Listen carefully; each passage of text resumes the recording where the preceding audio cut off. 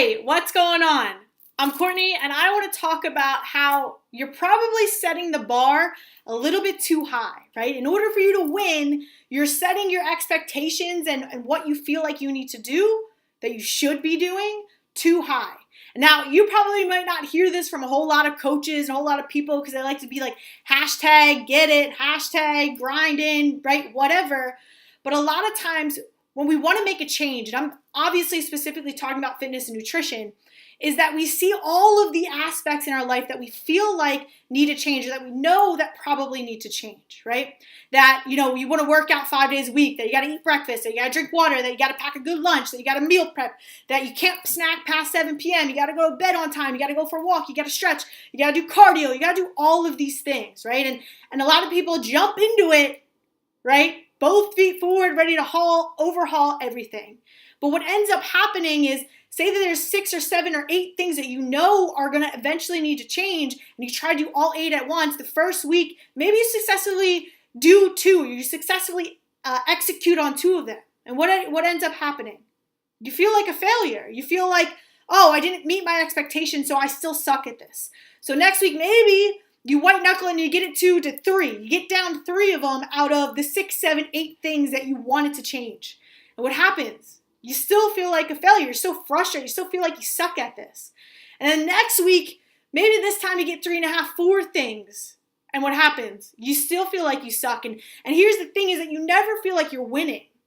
You never feel like you're making progress because you're setting these expectations for yourself so unbelievably high, and you're not realizing how hard it is to change these things. That a lot of these things are not just one habit, but multiple little habits that need to change at once, right?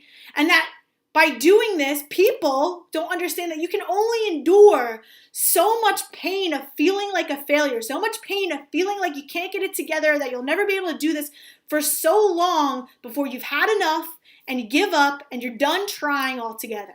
And then what happens? That limits the next time you want to eventually make a change to better yourself, right? So, and this is why I'm talking about this is because New Year resolutions are coming up. They're coming up soon. And this is why so many of these New Year's resolutions end up failing, right? Because everyone wants to change everything all at once, but we aren't creatures that are able to overhaul everything, right? We're focusing on too many things. We're trying to set the bar too high to start with.